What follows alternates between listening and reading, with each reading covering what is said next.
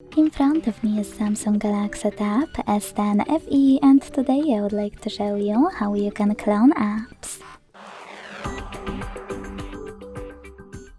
Begin by opening Settings and scrolling down to tap on Advanced Features.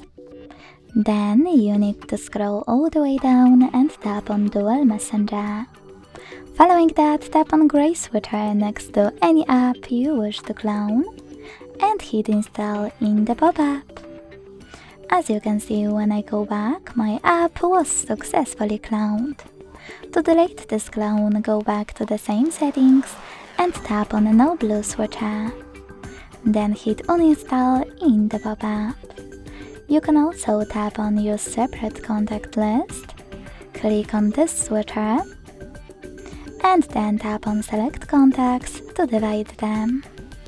Thanks so much for watching. If you enjoyed this video, don't forget to leave a like, comment and subscribe. Bye!